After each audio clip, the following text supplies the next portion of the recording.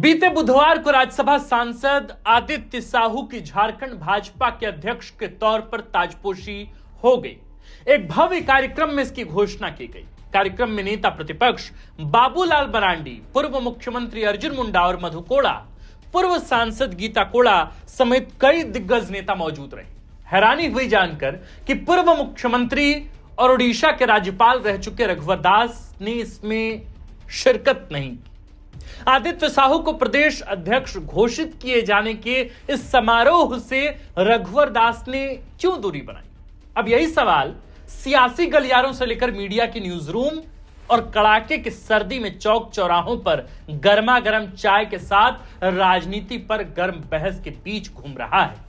यह आम समझ है कि नेता प्रतिपक्ष बाबूलाल मरांडी के रूप में आदिवासी चेहरे की मौजूदगी के बीच प्रदेश की बड़ी ओबीसी आबादी को साधने के लिए उसी समुदाय के आदित्य साहू को प्रदेश अध्यक्ष नियुक्त किया गया है। हालांकि पूर्व मुख्यमंत्री रघुवर दास भी इसी समझ के आधार पर खुद को प्रदेश अध्यक्ष पद का प्रबल दावेदार मान रहे थे। बात और है कि झारखंड भाजपा की कमान आदित्य साहू को सौंप दी गई, तो क्या प्रदेश अध्यक्ष पद की रेस हारने से रघुवर दास हताश है?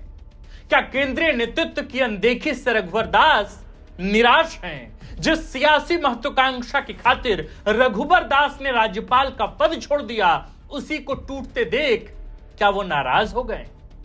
गौर करने लायक बात यह भी है कि रघुवर दास ने ट्विटर पर आदित्य साहू को प्रदेश अध्यक्ष नियुक्त होने की बधाई देते हुए भविष्य के लिए शुभकामनाएं दी। हालांकि समारोह से दूरी बनाने पर कई सवाल हैं। पिछले 1 साल से झारखंड भाजपा का पूर्णकालिक अध्यक्ष नहीं था। विधानसभा चुनाव में शिकस्त के बाद ही बाबूलाल मरांडी ने प्रदेश अध्यक्ष का पद छोड़ने की पेशकश कर दी थी। इस बीच तब ओडिशा के राज्यपाल रहे रघुवर दास झारखंड की राजनीति में महती भूमिका निभाने की महत्वाकांक्षा लिए वापस लौट आए। वो प्रदेश अध्यक्ष जैसा ही कोई अहम पद चाहते थे। इसे समझाते हुए वरीय पत्रकार शंभुनाथ चौधरी बताते हैं कि जब रघुवर दास लौटे तो उन्होंने पहले सार्वजनिक संबोधन में ही कहा कि मैं हेमंत सरकार को 6 महीने का समय देता हूं कि जनता से किया गया वादा निभाएं, अन्यथा भाजपा सड़क पर उतरकर आंदोलन करेगी। उन्होंने झारखंड भाजपा की हार पर भी कई टिप्पणियां की और विभिन्न प्रमंडलों का दौरा भी किया। उनका व्यवहार बिल्कुल प्रदेश अध्यक्षों वाला ही था, लेकिन पिछले 1 साल में पार्टी ने उनको कोई बड़ी जिम्मेदारी नहीं दी। वरीय पत्रकार शंभुनाथ चौधरी कहते हैं कि झारखंड विधानसभा चुनाव के इर्द गिर्द ही रघुवर दास ने प्रदेश की सक्रिय राजनीति में वापसी की इच्छा जताई होगी। केंद्रीय नेतृत्व ने सहमति दी होगी, लेकिन उनकी भूमिका तय नहीं की गई थी। शंभुनाथ चौधरी कहते हैं कि यदि रघुवर दास की भूमिका तय की गई होती तो पार्टी में पुनर्वापसी के साथ ही उनको जिम्मेदारी दी जाती, लेकिन ऐसा नहीं हुआ।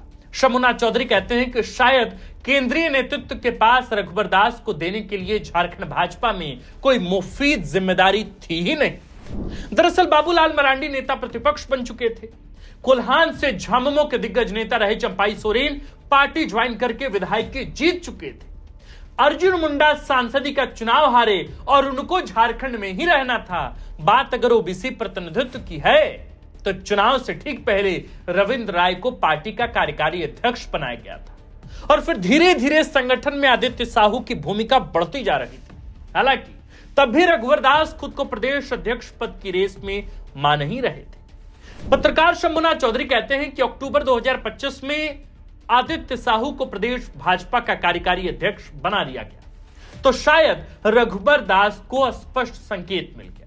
वो बताते हैं कि केंद्रीय नेतृत्व के इस फैसले के बाद रघुवर दास की सक्रियता घट गई।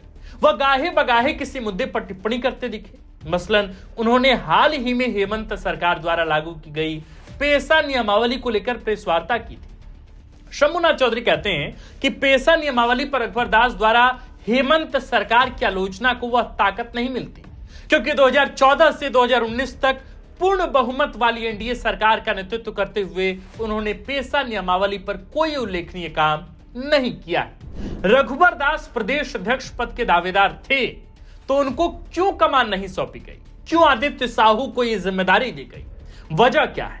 क्या रघुवर दास का राज्यपाल का पद छोड़कर सक्रिय राजनीति में लौटना प्रधानमंत्री मोदी, गृह मंत्री अमित शाह या जेपी नड्डा को पसंद नहीं आया? क्या रघुवर दास से आदिवासियों की कथित नाराजगी इसका सबसे बड़ा कारण है? क्या रघुवर दास का कठोर प्रशासनिक व्यवहार इसके लिए जिम्मेदार है या कारण कुछ और है? वरीय पत्रकार शंभुनाथ चौधरी इसके दो मुख्य संभावित कारण मानते हैं। पहला कारण है उम्र।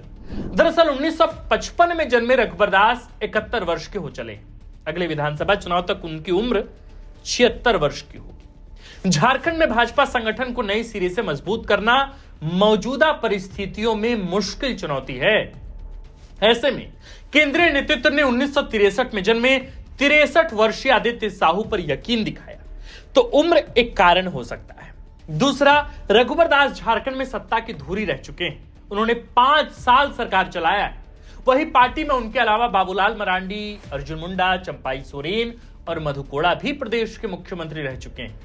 शायद केंद्रीय नेतृत्व को ऐसा लगा होगा कि 5 पूर्व मुख्यमंत्रियों में से एक को प्रदेश भाजपा की कमान सौंपना ठीक नहीं होगा।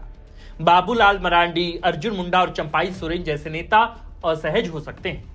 खेमेबाजी की संभावना बनी। वहीं अपेक्षाकृत आदित्य साहू का सौम्य सरल व्यवहार, संगठनात्मक कार्यकुशलता और बड़े नेताओं में स्वीकार्यता जैसे कारण प्रदेश अध्यक्ष पद के लिए मुफीद रहेंगे। शंभुनाथ चौधरी कहते हैं कि रघुवर दास का प्रदेश अध्यक्ष नहीं बन पाना केंद्रीय नेतृत्व में उनके प्रति नाराजगी नहीं हो सकती। दरअसल वक्त का तकाजा, सियासी समीकरण और उम्र कुछ वैसे कारण हैं जिसकी वजह से वह रेस से पिछड़ गए। तो अब रघुवर दास की भूमिका क्या होगी? सवाल तो यही है। गौरतलब है कि वह राष्ट्रीय परिषद में झारखंड की ओर से 21 सदस्यीय टीम में वह अतीत में पार्टी के राष्ट्रीय उपाध्यक्ष रह चुके हैं। शंभुनाथ चौधरी कहते हैं कि झारखंड की मौजूदा राजनीति में रघुवर दास बहुत प्रासंगिक नहीं लगते। वह पार्टी के लिए कोई रणनीति तय करके उसका चेहरा बनने की स्थिति में नहीं। वह पेशा नियमावली, विधि व्यवस्था, रोजगार, महिला सुरक्षा और करप्शन जैसे मुद्दों पर बाकी नेताओं की तरह हेमंत सरकार के खिलाफ टिप्पणियां कर सकते हैं, या उनके पास चॉइसेस हैं कि पार्टी नेतृत्व द्वारा तय की गई नीतियों और कार्यक्रमों में सक्रिय होकर भागीदारी निभाए।